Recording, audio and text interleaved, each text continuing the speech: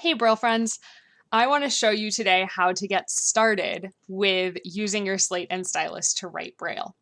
There's a lot of information out on the internet and on various sources about how to do this, and I will tell you that there are a lot of right ways to get started with Slate and stylus, because there are a lot of ways to write. Just like in print, there are right-handed people and left-handed people. There are people who start their letters at the top of the letter, at the middle of the letter. There are people who start their letters at the bottom of the letter. And any way you do that, you can still read it when they're done. There are a lot of right ways to write Slate and stylus.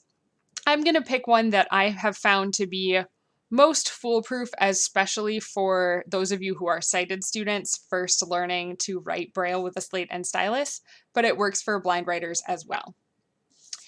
So I'm going to start with my 4-line slate. And it's got two sides, and it's important you understand the two sides. So one of the sides is solid all the way across, and it's got sort of egg crate or full cell Braille patterns on it. And that's the side where the Braille is going to be formed upward toward where you read it. The other side is like window panes. Tactily, it certainly feels much rougher, or if you pinch it, you can feel your own finger through there, and there's no Braille dots. There's just window frames that have little nooks along the edges that are where you would line up to write the Braille. So I'm going to take my slate and mostly close it with the full cells up, and I'm going to snap it on the leading side of the paper with the hinge on the leading edge. And this is a little bit backwards of how most people do it. I'm going to go ahead and leave a little margin at the top of my paper as well, so that I don't have to skip a line and move down as quickly. But I'm going to get that hinge all the way up to the edge of the paper, which will help me make sure that my Braille is going to go straight across the page and not end up catterwampus or crooked on the page. And once I've got that hinge lined up to the leading edge of the page where I would start reading, and all my full sails are on top, so I can imagine I could put my hands on it and read that Braille right across my page, and it would be at the beginning of the line. And then there's some extra blank space at the end, because Braille paper, of course, is 11.5 inches wide by 11 inches long, so it's wider than standard print paper. And I'm using only an 8.5 inch long slate, but I know a lot of people don't start with multiple sizes of Braille paper hanging around. So if you're using a small slate on large paper, that extra margin needs to be after the end of your line. So once I'm lined up, I'm going to push it closed, and I'm going to hear it pop. That pop is 4 little pins in the corners getting pushed through the page, so my slate will not move around on me while I'm writing. Then to write, I'm going to flip it over and get the window pane side up, and that's going to put my slate on the right-hand side of my paper, but that's okay, because with Slate and stylus, we write from the right to the left. So this top right-hand cell is really, if I pinch it, the top left-hand cell on the reading side. And if I flip it back to the writing side, you see that moves over. But if you've put your slate on with the hinge along the edge of the paper at the place where your line starts, then you also know when you begin writing, you're going to start writing near the hinge, because that's where the line starts. So I encourage everybody who's new to Slate and stylus to spend some time making full cells, that's all 6 dots of the Braille cell, and making them in order. So I'm going to start in the upper right of my slate, and I'm going to hold my stylus really truly vertical, up and down. Styluses do not work if you're pushing at a sideways angle. You need to push straight down into the page. And I'm going to start in the top of cell 1 in dot 1 and go dot 1, 2, 3, 4, 5, 6. And all I've done is fill in that first cell with every dot. And I would encourage you to do a whole bunch of these in the order that you write them and in the order the dots are. So spend some time, do it during the commercials on TV or while you're waiting for the water to boil on the stove. 1, 2, 3, 4, 5, 6.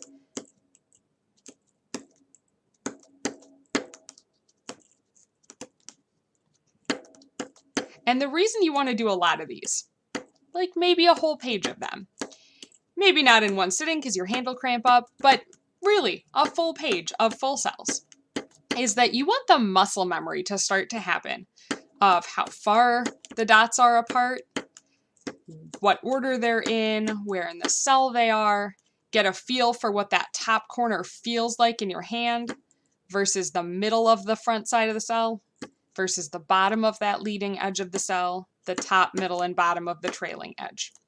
Because once you get it into muscle memory, where the dots are, it's much easier to think about writing letters. So I'm going to go ahead and talk about writing letters in terms of leading edge and following edge. Because as a Braille reader, when my hands move across a line of Braille, and I'm just going to use the slate to show that, my fingers encounter the leading edge of a letter and then the trailing edge, leading, trailing, leading, trailing, leading, trailing. And it is those hand movements that lead to perception in Braille reading. So because that's how I'm used to perceiving it, if I think about the letter R, when I run into an R, I first hit the leading edge with all 3 dots, and then I hit the trailing edge with a dot in the middle. And if I think about it that way, then when I go to write an R, I'm going to write the leading edge first on the side near my hinge, leading edge, all the dots, trailing edge, dot in the middle. And then I've got my letter R written. And I didn't have to think, what would that be backwards? Because thinking about backwards is just asking your brain to introduce all sorts of extra reversals, confusion, and another thought process that will slow down your writing, it will slow down your note-taking, it will slow down making your list, or it will slow down finishing your grad school Braille homework if you're maybe a sighted TVI learning this process. Thinking about how to reverse a letter in your head is an unnecessary extra step if you break the 2 parts apart and first get the muscle memory of where to put the dots, and then just think about the leading edge of the Braille cell and the following, because your muscle memory will keep your hand moving across the page in the right to left direction. Also, I have to say, if you are a print reader and writer, you start off at a little disadvantage to this because your hand really is used to moving the opposite direction, but it doesn't take very much practice. Really, the 25 lines on 1 page of Braille are probably enough to get your muscle memory going the other way for this different task. But for a Braille reader, it's very normal to me that my hand movement for writing is the other direction. So you will see when you teach students or clients how to use a slate and stylus that they may not have even as steep a learning curve as you did. But I don't think the learning curve you'll have will throw you for too much of a loop. Really focus on getting good at your hand movements of punching all those dots, and then also really focus on thinking in your brain about the leading edge of a Braille cell and the following edge of a Braille cell so that you don't have confusion. Once I've written my 4 lines,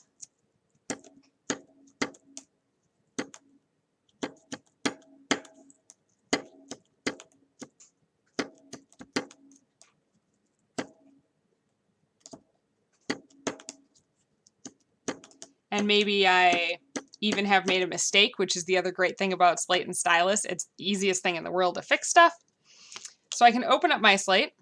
You see I'm on the back of the page, and that's not very good for reading. I can flip it over to the front. And you can see that I've got a number of things written there. And I ended up with an extra dot, and so I can just find that extra dot and flatten the one extra one back down and fix up my Braille just that quickly when the dot is extra. If I had missed a dot, I also, and this is very different than a Perkins Braille writer, I can also really easily realign my paper, because remember at the start I said that click you hear is 4 holes being punched in the corner so that you can keep the paper still. That also means I can just line those 4 holes back up on the 4 pins and close my slate again and flip it over and change a letter that I need to change.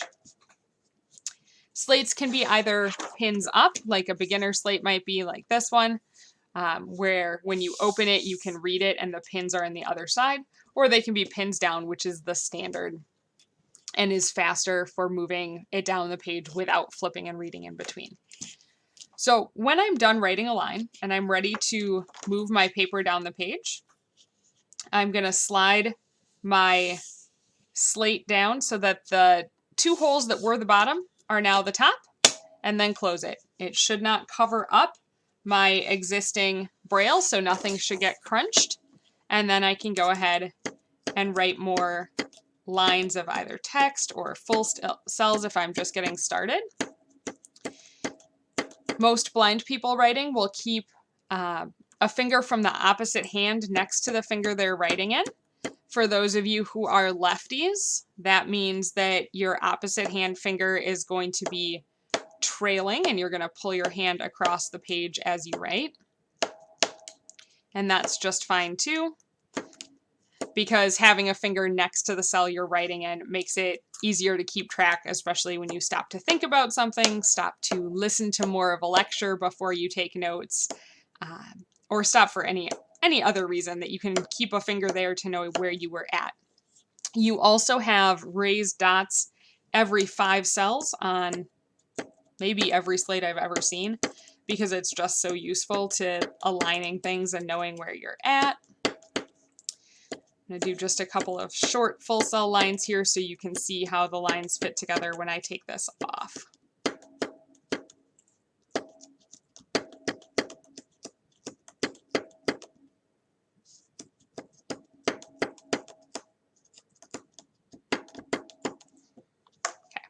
So when I open up my slate, remember I'm on the back side. When I flip my paper over, you'll notice the gist of the braille is that it's on the beginning of the page after a little binding margin. I left a little margin at the top before I started so I could use all 4 lines. If you started right at the top edge of the paper, it would be good form to skip 1 line, because braille readers never want to have their fingers have the risk of running along the edge of paper. You can imagine that might cause a paper cut. And a paper cut on your reading fingers is a surefire way not to be able to read anything for 3 days, which is surprisingly disruptive in life.